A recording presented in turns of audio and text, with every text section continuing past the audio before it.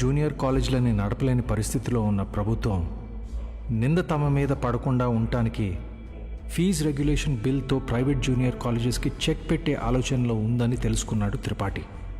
దాంతో ఒక మాస్టర్ ప్లాన్తో ముందుకొచ్చాడు. A man with a dangerous vision. ఇతనే ద్రోణాచార్యుడు అయ్యుంటే ఏకలవ్యుడి దగ్గర 1,000 కాదు, ఫీజు కింద 10,000 లాక్కునుండేవాడు. ప్రైవేట్ జూనియర్ కాలేజీలు గవర్నమెంట్తో కలిసి పనిచేసేందుకు ముందుకు రాబోతున్నాయి. మూతపడ్డ గవర్నమెంట్ కాలేజీల్ని ప్రైవేట్ జూనియర్ కాలేజీల అసోసియేషన్ తరపున దత్తత తీసుకోబోతున్నాం. మా దగ్గర ఉన్న బెస్ట్ లెక్చర్స్ని అక్కడ అపాయింట్ చేసి శాలరీస్ కూడా మేమే ఇస్తాం.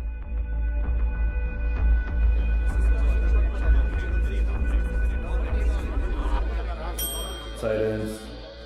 ఎందుకే భయపడతారు? ఏంటి త్రిపాఠి, మీ పాటికి మీరు టీవీ లైవ్ ప్రోగ్రాంలో ఇష్టం వచ్చినట్టు ప్రామిస్ చేశారు. సైలెన్స్. గుడి దగ్గర ముష్టి వాళ్ళకి చిల్లర వేయడానికి నేను ఆలోచిస్తాను. అలాంటిది మనకు నష్టం వచ్చే పని నేనెందుకు చేస్తాను? ఈ దేశంలో చదువు అనేది ఒక నాన్ ప్రాఫిటబుల్ సర్వీస్. ఏవో చిన్న చిన్న లూప్ హోల్స్ వాడుకొని మనం వ్యాపారం చేసుకుంటున్నాం. ఒక్క fees regulation bill can finish all of us. A mister Srinivas, Srinu coaching centre 45,000 fees per annum. Sudden గా 6,000 ఫీజ్ తీసుకోమని నీకు నోటీస్ వస్తే ఓకేనా? ఏంటి సార్, ఐఐటి రమణయ్య గారు, మీ ఇన్స్టిట్యూట్లో 80% ఫీజ్ క్యాష్ రూపంలో తీసుకుంటున్నారు. ఈ వయసులో ఐటీ రేట్ జరిగితే తట్టుకోగలరా? త్రిపాఠి, మన కాలేజీలోని బెస్ట్ లెక్చరర్స్ని గవర్నమెంట్ కాలేజీలకు పంపిస్తే ఇక్కడికి వచ్చి చదువుకునేది ఎవరు? Use your brain Sudhakar. Best lectures ఎందుకు పంపిస్తాం? మరి మనం పంపించేది 3rd grade junior లెక్చరర్స్ని.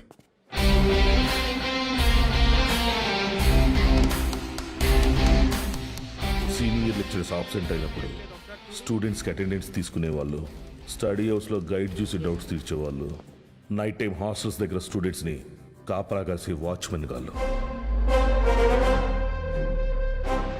Volleyball bet match sir.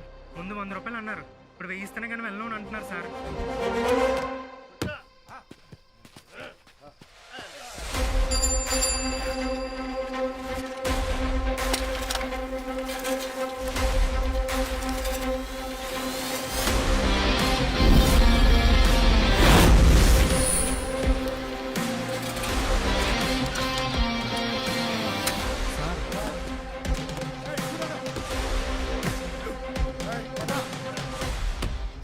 నా నమస్తే. ఏంటి? మైసెల్ఫ్ బాలు, బాలగంగాధర్ తిలక్, త్రిపాఠి ఎడ్యుకేషనల్ ఇన్స్టిట్యూట్లో జూనియర్ లెక్చరర్ని, మ్యాథ్స్. వీళ్ళు మా స్టూడెంట్సే అన్న. అయితే పిల్లలు తెలియక పందెం కాశారు, మాఫ్ చేయన్నా ప్లీజ్. డబ్బులు ఇచ్చి తీసుకుపో. 1 మినిట్ అన్న. మీ దగ్గర ఎంత ఉందిరా? అది సార్ మొత్తం 100 రూపీస్ ఉన్నాయి సార్.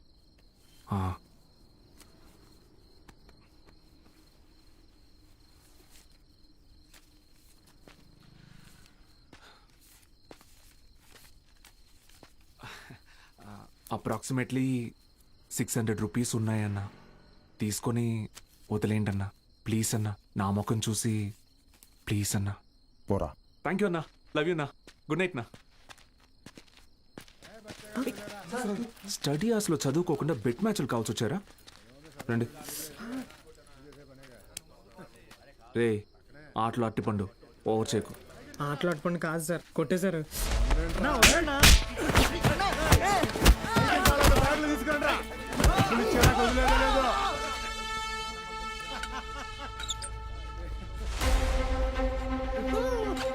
నా మా స్టూడెంట్స్ని కొట్టావా?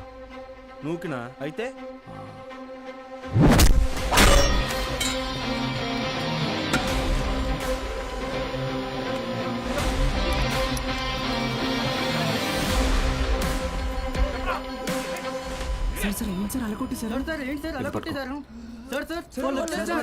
ఇది చాలా జాగ్రత్త.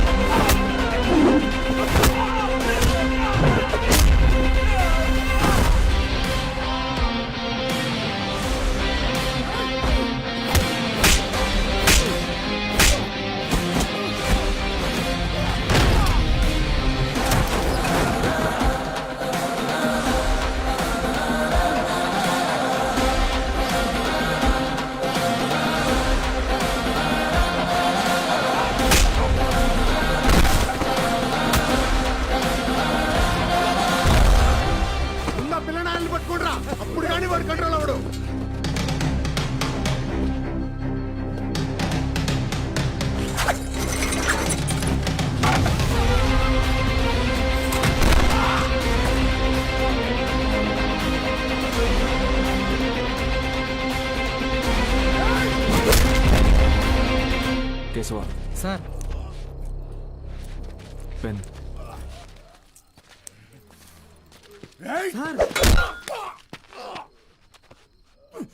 దేవుడు ఉన్నాడన్నా.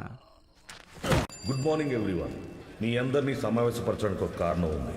త్రిపాఠి ఎడ్యుకేషనల్ ఇన్స్టిట్యూషన్స్ తరపున మన స్టేట్లో ఉన్న కొన్ని గవర్నమెంట్ జూనియర్ కాలేజీలని దత్తత తీసుకున్నాం.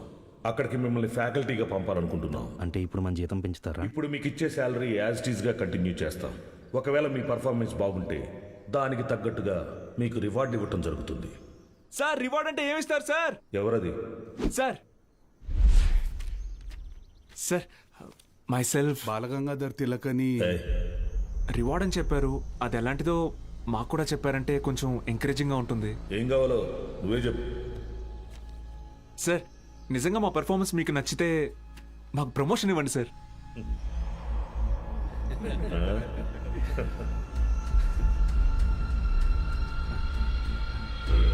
సరే, మీకు పోస్టింగ్ ఇచ్చిన కాలేజీలో మీరు చెప్పే సబ్జెక్టులో ప్రతి ఒక్క స్టూడెంట్ని పాస్ అయ్యేలా చేస్తే మీకు సీనియర్ లెక్చరర్ పోస్ట్ ఇస్తాను.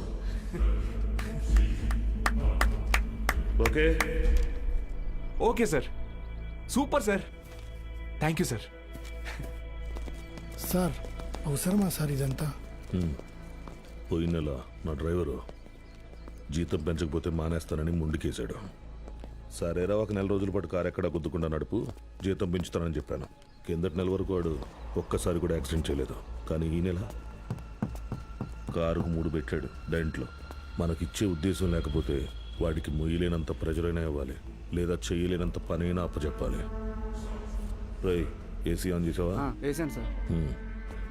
జీతం పెంచమని అడగటం మానేసి ఉద్యోగం తీయకపోతే చాలు అన్నట్టు పడి ఉన్నాడు. వీళ్ళు అంతే పడి ఉంటారు.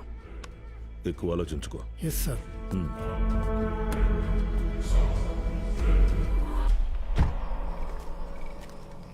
ఈ పెద్ద చక్రం తిరుగుతున్నప్పుడు దాంతో పాటు దారం కూడా బాబాయ్ ఉప్పు ఎన్ని స్పూన్లు వేయాలి? 2 టీ స్పూన్స్ రా. బాలో వాడెక్కడా? రేపు ఊరెళ్తున్నాడుగా. అన్సారీ అన్నయ్య ఇంటికి భోజనానికి వెళ్ళాడు. ఓ